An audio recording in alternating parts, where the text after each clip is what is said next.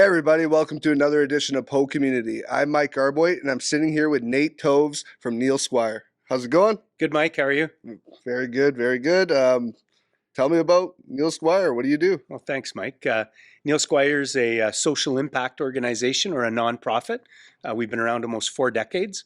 We predominantly work with persons with disabilities, mostly physical disabilities, in a variety of ways. We kind of have a 5-pillar approach to the work that we do, and research and development is one of them under our Makers Making Change banner. Number 2 is digital literacy with our digital computer comfort training program. Number 3 is employment programs, connecting employers to people that just happen to have a disability, but looking for the employer's looking for talent, and the person with a disability is looking for an opportunity. And our superpower is assistive technology. Assistive technology is the thing that levels the playing field, that helps that individual with a disability minimize or overcome their barrier using a tool, whether it be high-tech, low-tech, software, hardware, ergonomics, hearing aids, and visual aids for people with low vision or blindness. That thing that just, again, helps them do what a quote-unquote non-disabled person can do using what we call an assistive or an adaptive technology. Well, that's quite a rewarding position to be in. I mean, how did you get involved in this? You know, I used to sell them photocopiers, and they were one of my clients for about 6 or 7 years, and that career ended, and I knew the management team really well at Neil Squire because I had dealt with them on a pretty regular basis, and me and the national operations manager were having a conversation, and he says, I'm working on a thing. This would be a perfect role for you, and it was to be a employer outreach developer. Now it's morphed into a marketing manager. And really, Mike, I'm a kind of a talking head in the community. I'm sort of the face and the voice of Neil Squire. And I promote one specific program in BC mostly, which is called the Work BC Assistive Technology Services Program. Yeah, obviously, I think that's a major, I would say, issue is like if somebody needs help, older generations, especially with modern technology and not understanding it, and it just because it's never really been part of their life, and now it really has to be. You're absolutely right, man. You take somebody that's in their 40s or 50s, and if they get retrenched and have to move to a new career, well, their old job may have not had technology involved. You can almost bet for sure their new one will be. Whether it's simple stuff like email or more advanced stuff like some of the software programs, CRMs, and all these different things that we use to connect and put data into networks and all that. People have to have those skill sets. And if they have a disability, not only do they have to learn the technology, but they also have to have a tool that helps them interact with that environment. Yeah, that's very true, and it just seems like, I mean, there's not in the past there hasn't been a lot of setup for success for that. Like for people with disabilities, even working, it was like almost pushed to just like stay home and just like collect disability or whatever. But in reality, in today's times, that's not affordable. That's not something that really people can do. They need to work. So creating these programs and just different things that can make it more accessible to them is crucial. Yeah, 100%. People on disability supports in BC get something like $1,200 or $1,300 or $1,400 a month to survive.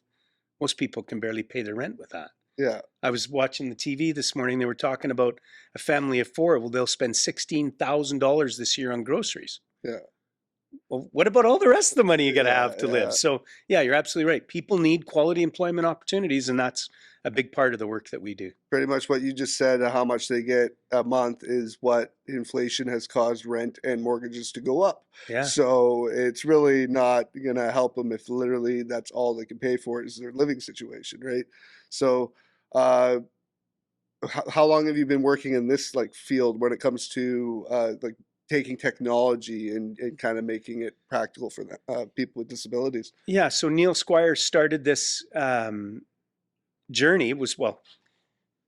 We're named Neil Squire because sadly a man by the name of Neil Squire had a really bad car accident, and he was a university student attending U of Vic, and he was driving back to U of Vic from Nanaimo, and his vehicle left the road and tumbled several times, and he suffered the most severe spinal cord injury you really can and survive, and that's severing his spinal cord at the C1 brainstem level, which not only left him paralyzed from the neck down, unable to move arms and legs, but his paralyzation was so high he couldn't breathe on his own.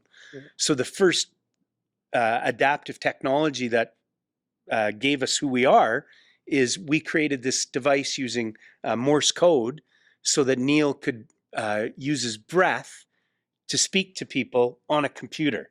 And he would sip and puff Morse code through an Apple IIe computer, and you're a bit of a computer guy, so Yeah. you might appreciate that. And he would sip and puff the letters into words, and it'd show up on a monitor you'd have played Pong with, or you could get it to print on a dot matrix printer. Anyways, sadly, 4 years later, Neil died. And that group of people that created this technology, well, after they'd had their sad party, they're like, well, we could help that guy over there and that lady over there and that young girl they just wheeled in from the skateboard accident. We can work with them. And they created the Neil Squire Foundation in 1984. And here we are almost 40 years later, working in a whole variety of areas that bring value to people with disabilities. And I guess you've seen probably a bunch of different technologies come through, and I mean, things are becoming. There's more and more stuff coming out to help people, no matter what the disability, and it's becoming quite remarkable where we're getting to. Are there any new products that you guys have been like working with that are just like blow your mind? Well, almost everything blows my mind, Mike, let me tell you. But you know, the interesting thing about that comment is you're absolutely right. And sometimes it's a technology that is not invented for somebody with a disability, Yeah. and somebody discovers, hey, this would be great for them. A really good example of that is something called Dragon, naturally speaking. Dragon was first designed about 25 years ago, I believe. And the idea was for students and profs doing dissertations, and instead of having to type for hours and hours and hours, they could just dictate this software. Well, it turned into something called Dragon, naturally speaking, which was ideal for somebody that had a disability where using a mouse and a keyboard just didn't work for them. Fast forward to about 2 years ago, Microsoft, I'm sure you've heard of those guys, right? Yeah, they're little guys. Yeah, those little guys down in Washington. They bought Nuance, the company that invented it.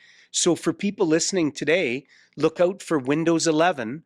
They're going to have, we believe, they're going to have a lot of that Dragon, naturally speaking, built into that platform, which means anybody can take the power of that amazing software and use their hands less and use their voice more. And if you've ever wrote long reports or stories or whatever, and you know, your hands and your fingers, your shoulders, your back, your neck, all of that, you can get some relief from that by using some of the built-in software, whether you're running a PC environment or a Mac environment. Most of them have some sort of those technologies built into them today. It's very nice to be able to customize like how people work and learn things, because in the past it's been very this way or the highway, like the school system, you have to learn this way, everybody learns the same way. It's been proven that like some of the smartest kids, the smartest people didn't succeed in those school systems because it's just not how they learn. Luckily we're learning that there's all these different things you can use to basically get people along at the same speed and just in different ways, where maybe somebody had a disability somewhere 10-15 years ago and it was impossible for them to work in a certain field. Technology has made it not just to work well, but like in some cases like work better, because the technology is so advanced that you don't need these skills, not skills, I won't use that word. You don't need these ways of how we did things anymore. It can be done different ways. 100%. You're exactly right. And learning is not linear. The employment market is not linear anymore.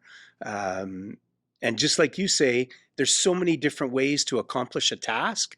And people with disabilities are really crafty, right? We hate to put everybody in a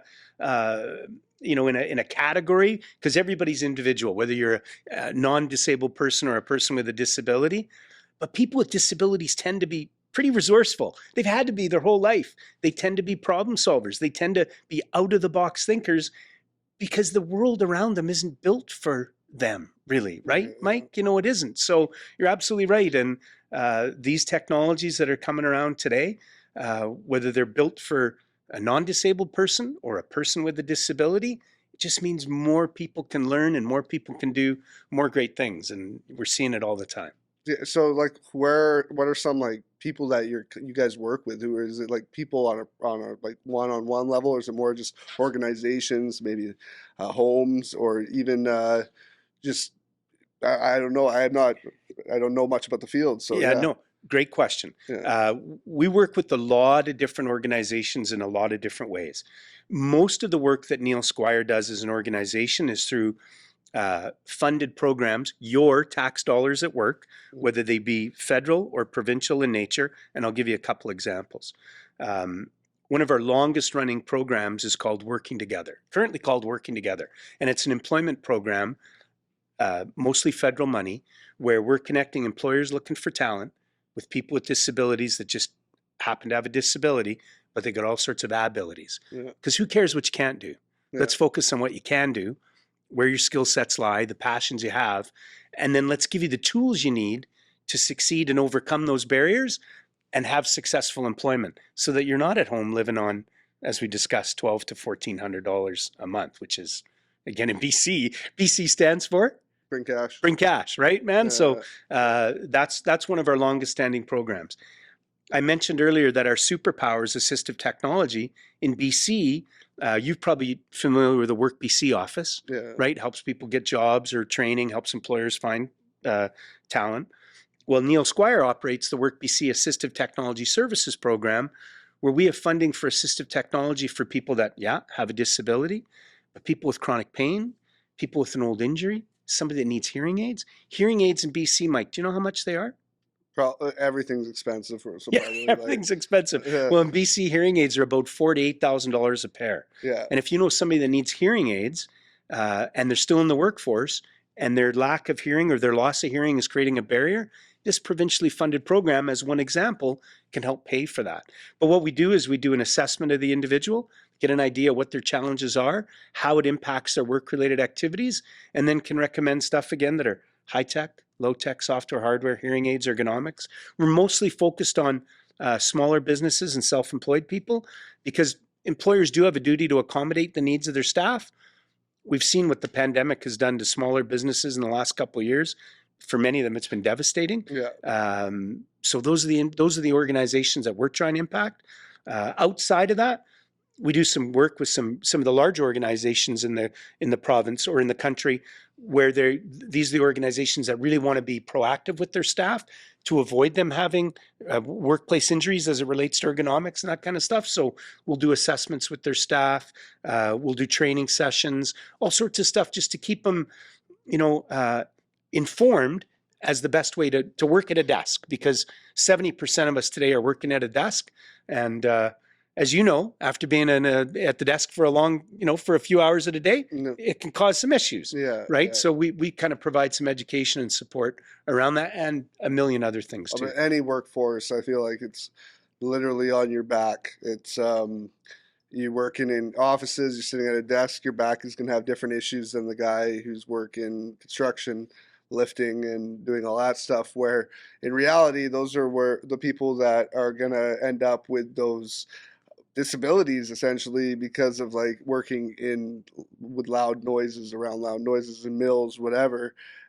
A lot of those positions in the past haven't had the greatest benefits or retirement plans, so you're working at till an old age doing it, and you're losing your hearing, you're losing your sight, you're getting older, you're on your feet all day. It's really not practical. So anything that can help you still like move along and continue to work, because BC means bring cash, and people have stuff to pay. Just because you hit a certain age doesn't mean like yay retirement. It means if you got too many bills and your retirement doesn't cover those bills, what do? You got to continue to work. You got to keep working. Yeah, absolutely. What made you passionate about, like, what started you out in this industry? I mentioned earlier that I had known them from a previous job, and it's the conversations that I have with people I meet in the community that keeps me going, man. I'm telling you. And I'm blessed because, like I said, I'm a talking head. That's often the most difficult thing I'm doing, is standing at a booth for 6 to 8 hours. And that's no fun either, right? As far as you talk about sore feet and a sore back. But what happens almost every time is like when I met you guys Yeah. at the Tri-Cities Chamber of Commerce event. Somebody came up to me early at that event and said, "Oh, you're with Neil Squire. Oh, you wouldn't believe what they did for me back in 2006 or whatever it was." And it's just those motivating stories about impacting somebody's life that helps them progress and find and hit their goals, whether it's helping their kids with their education or buying that house or planning for their retirement, whatever it is. It's the stories I hear in the community that totally really drive me every day, man. And I'm grateful for what I do. I'm grateful for the amazing team of people I work with that are the real smart people that have all the knowledge as it relates to all the technology and assessing the clients and truly understanding what's out there to help them. But we're blessed. We have a great team, real great team. It's always nice to be working on something that's so like cutting edge and like groundbreaking with technology, but also when it's used for something so amazing and not just what tech can be used for anything, like when it comes to, like, let's say social media, TikTok dances, anything like that. At least you're like, it's amazing what you can do with that kind of stuff. But when you take technology and actually use it for what it really needs to be used for, and it seems like every second of the day there's newer, crazier technology coming out, and I'm still waiting for that mechanical spine that you don't even need your back anymore. They put it in your back and you're good to go. Well, they're really close on a lot of those things. Yeah. I was at a something called the Re at the Roo, which is the Rehab and Equipment Expo at the Richmond Olympic Oval. This was pre-pandemic, and they've advanced quite a bit since there. And one of the vendors had an exoskeleton there. And the gentleman that was demoing it for him was a man that used a wheelchair to get around. And here he was walking around, and it was, robotic legs. And it was really amazing. And that is the future for a lot of people that have, they are in a wheelchair and they get around fine, and they're able to do a lot of amazing things. But you talk to any of those folks, they'd love to have their legs back, and to be able to get out there and do some of the things. And when I saw that, and then most importantly, when I talked to him, and you could tell the emotion that he was feeling as he was walking around the expo that day, it was impactful. Yeah, it's right? crazy. Yeah, it's amazing to think where we're going to be at in 10 years, considering how much has happened in the last 10 years. Yeah. It's just, yeah, like I said, it's almost, I wouldn't say it's immortal humans, but just that like we're learning so much about basically humans and our anatomy, our bodies, and how they work.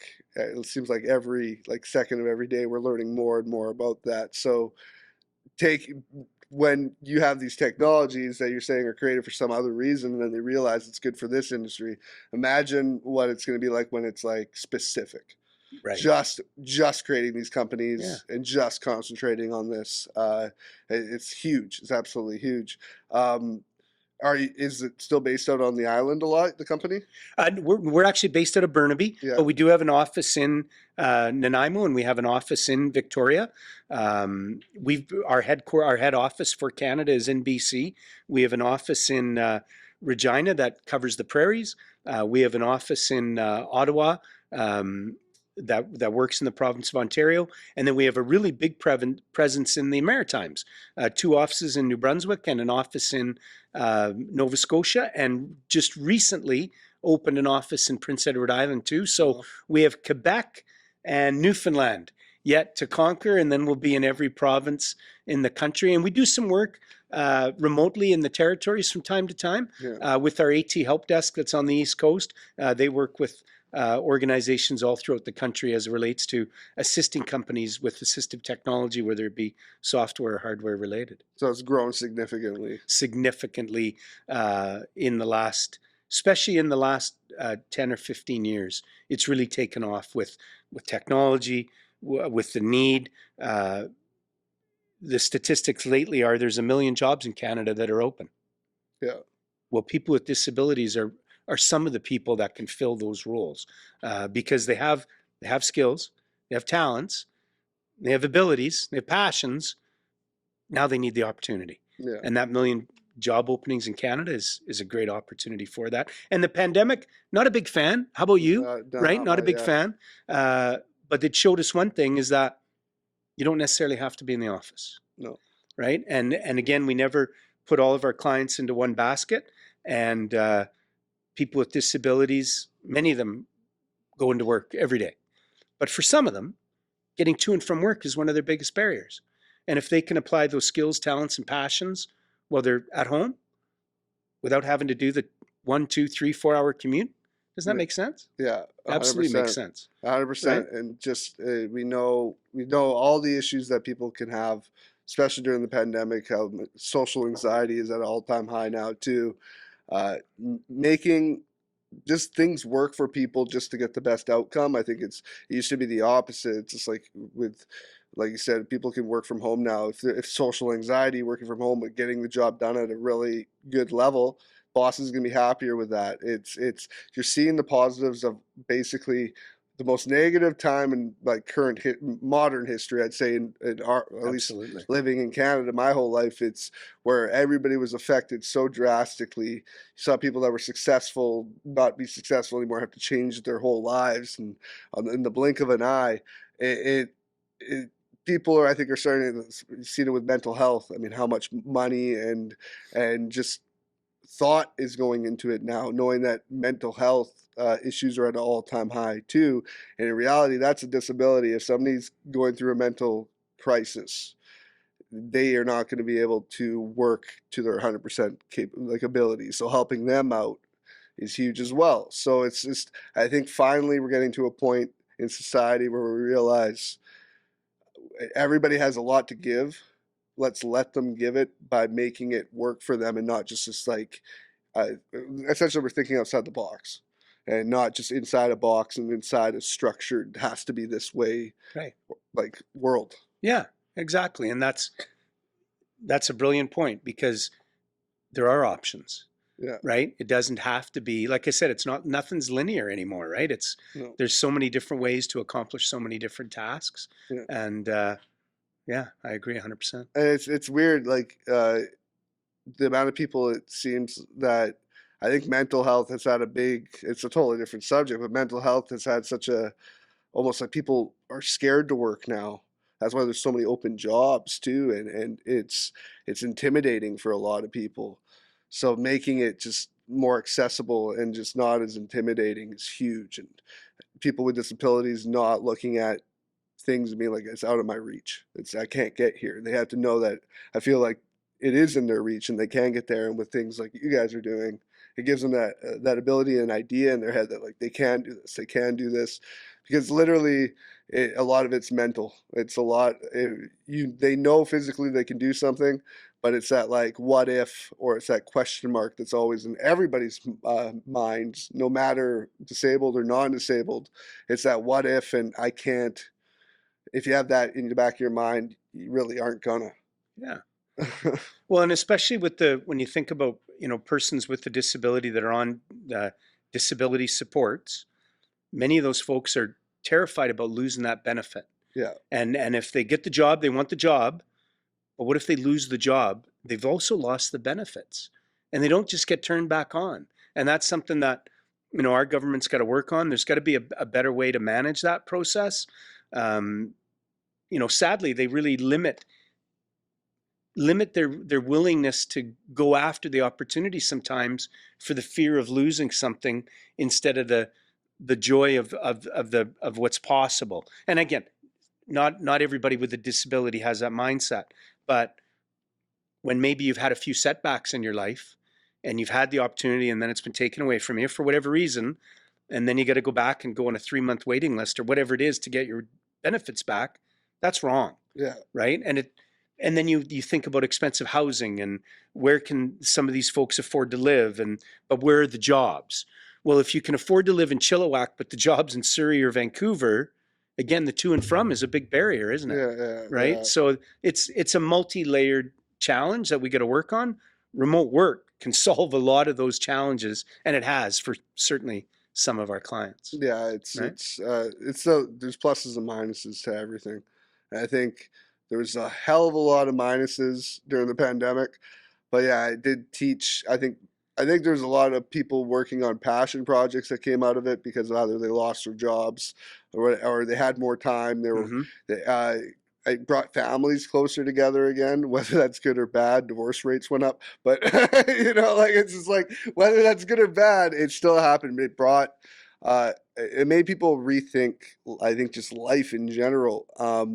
But I think support systems are higher than ever. Like it seems like if you need support for any kind of issues you are having, there's a support system for that now. It doesn't matter what it is. It's finally kind of help is coming to fruition. People are wanting to help one another. This podcast right here, blossomed out of the pandemic because of small business, essentially us, wanting to help other small businesses just get the word out on them and their businesses during a time that they needed any kind of help in marketing and promotion because some couldn't stay open, some could limited, some like had to restructure their whole company because it just didn't work for what was happening. And like us, we're an event space, can't Right. really have events. So it's just like Yeah. bringing people together that are kind of all going through the same garbage, really the same mental toll that it Yeah. was of being a business owner Yeah.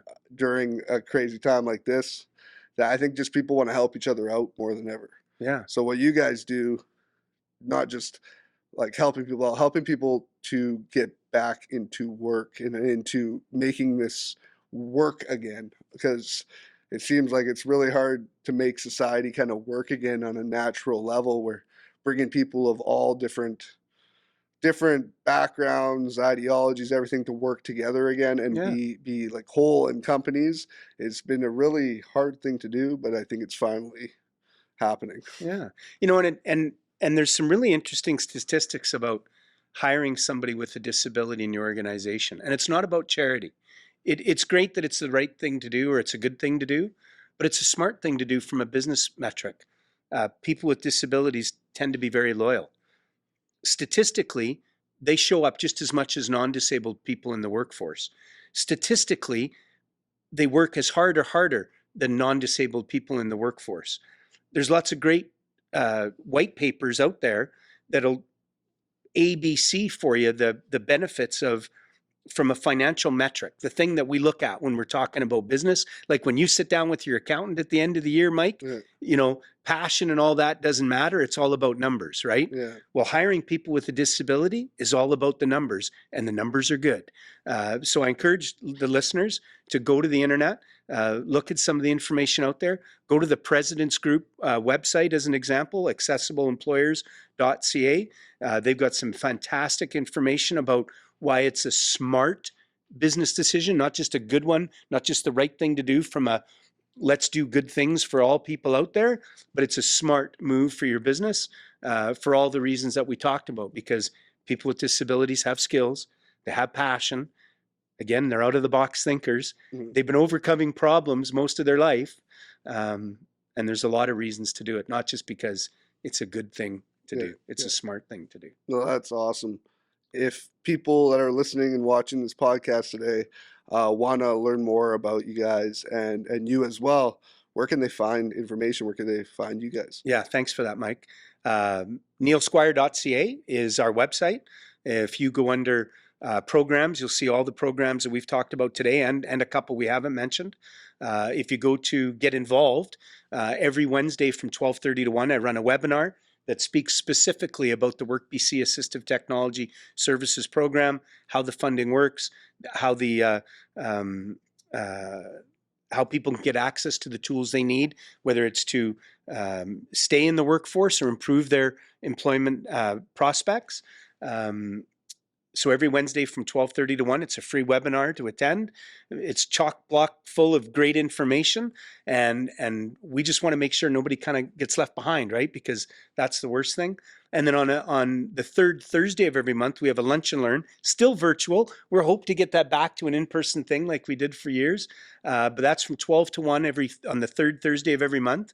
And we do the same presentation about the Assistive Technology Services Program and the funding, but the last 25 minutes is a demonstration by one of our occupational therapists or assistive technology specialists about some of the cool stuff that we use, whether mostly the high-tech stuff because we're showing stuff online, but we'll also show people a variety of different mice, keyboards, how to properly adjust their office chair.